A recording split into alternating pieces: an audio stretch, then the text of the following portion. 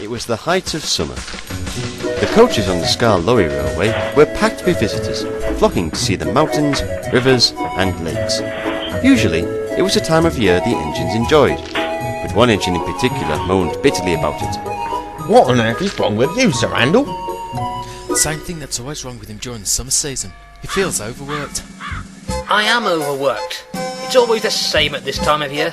They think we've got nothing better to do than ferry them from place to place. And the worst of it is I'm first out today too. Yeah, but the fact is, we don't. The Skarloey said rightly before, passengers are our coal and water.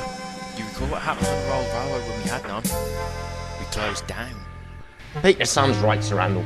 They're lucky to be here if you ask me. I didn't ask you though, did I?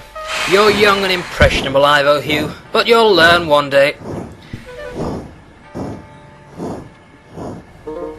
Has he always been like that? Grandpa will tell you the same. He's always been a stubborn know-it-all. Don't worry. One day, I'm sure, he'll learn. Sir Handel climbed ruefully down to the station to collect his coaches. The platform was swarming with passengers, and it made Sir Handel seethe. Oh, we're going to have a full train. What a joy. Oh, cheer up. You've been like this all week. No wonder. I'm exhausted. I'm looking forward to my week out of service. It feels like ages since I've had a rest. And it'll be a while longer still. You're not rostered to be rested for another 2 weeks at least. Duncan and Reneus have still to be given theirs. That's not fair. It's too long. Sorry, Sir Handel, but Mr. Hugh and the Thing Controller make the rules, not me. The guard blew his whistle, and Sir Handel huffed out of the station, fuming at the prospect of 2 weeks more work before a proper rest. But as he moved out, he noticed something which gave him a faint glimmer of hope. There's a bolt loose at the top of my cab. If I rock and roll as much as I can, I'll shake the cab even looser. Then I shall have to have a rest while it's mended. Sir Handel gave a concerted effort as he pounded up the valley. He shook and swayed as much as he could, and took full advantage of bumpy rails. Steady, boys, steady! Why wait 2 weeks? I'll be out of service in no time at this rate.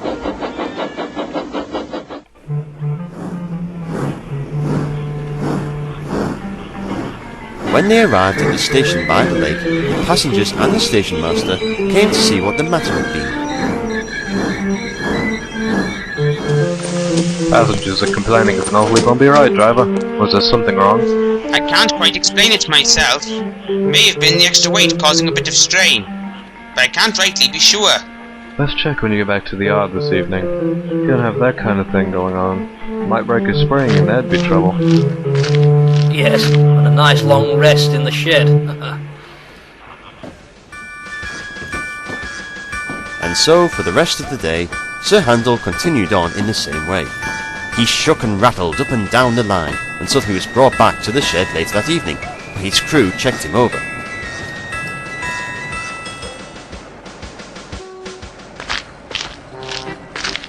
Well, there's certainly nothing wrong with his springs by all accounts. I can't quite think what's caused all the trouble.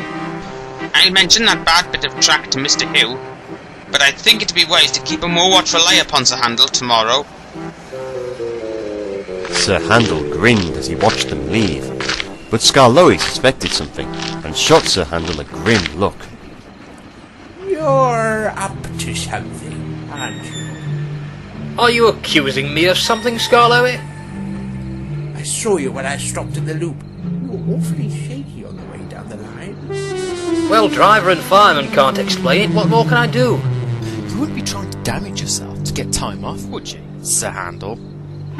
Oh, don't talk rot, Peter Sam. Of course I wouldn't. What respectable engine would do something like that? An engine who moans about a lack of time off, that's who. You do well to be more careful, Sir Handel. You should know better. Sir Handel said nothing, and subsided into silence for the rest of the evening.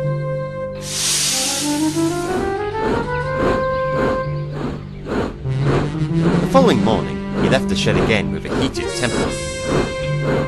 Today it's coming loose altogether. Yes, no more silly tourists for me. Now you'd better be careful and behave yourself today. We can't have you rocking and rolling like you did yesterday. The passengers didn't like it at all, and some of them complained to the thin controller. You don't want them to think we're a bad railway, do you? Of course I don't. I can't help it if I've developed a tendency to shake a little. A little? I could barely hold me shovel still with all the swaying you were doing. And isn't it rather queer how it's only ever developed overnight? You've pulled something like this before with the fire bars, and I remember it well. I'll find out what you're up to, Sir Handel, and I'll put a stop to it. But by the time you figure it out, it'll be too late. As the day wore on, Sir Handel gradually bumped and bounced more and more, seizing every chance he got to dislodge the bolt. At the middle station, there was a tremendous bump. Oh! You silly engine! You could have derailed us there. Nearly there, nearly there.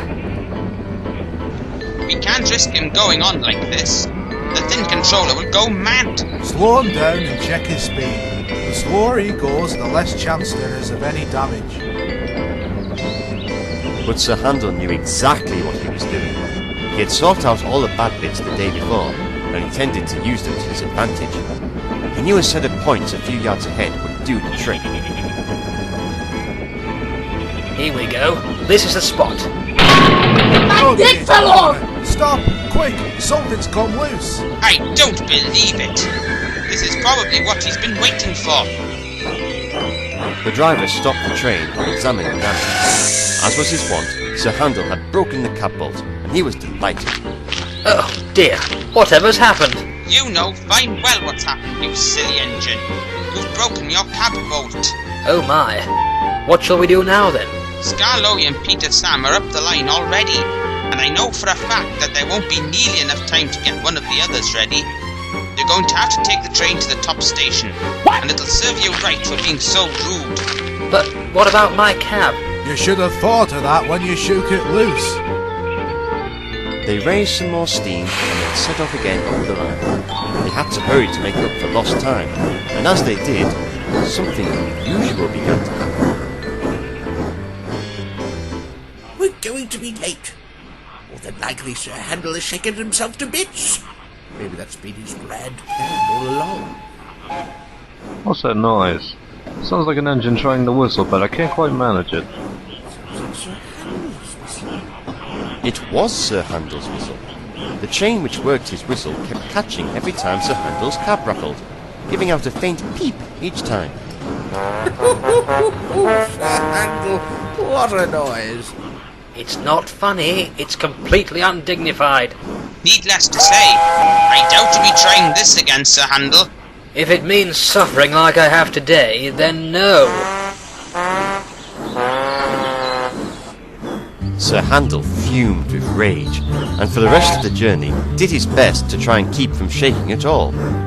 It didn't quite work, and he kept whistling with every jerk. People gathered at bridges, stiles and fences when they heard him pass by. Never seen so many people waving to us. We've never whistled this much before, have we? Oh, very funny. They'll think I'm as chirpy and cheerful as Peter Sam with all this whistling I'm doing. I can only hope George doesn't pass by. Hey, Sir Handel, your whistle works, now try your safety valve. Hey, Ivo Hugh, shut up!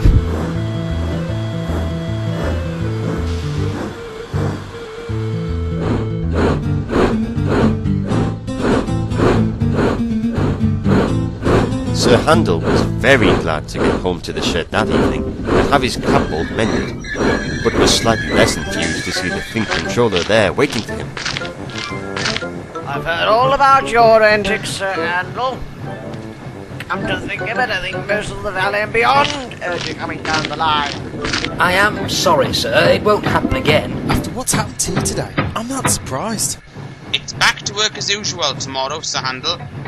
The cab is back intact and the boat is secured again, so there'll be no more silly whistling. I should certainly hope there isn't. And I hope you'll think twice about bouncing about like that again. I expect you to know better, Sir Handel. Oh, don't worry, sir. Sir Handel's older than at it, but he'll learn one day. Sir Handel just rolled his eyes and scowled. but needless to say, he knew better than to try something so stupid again in future.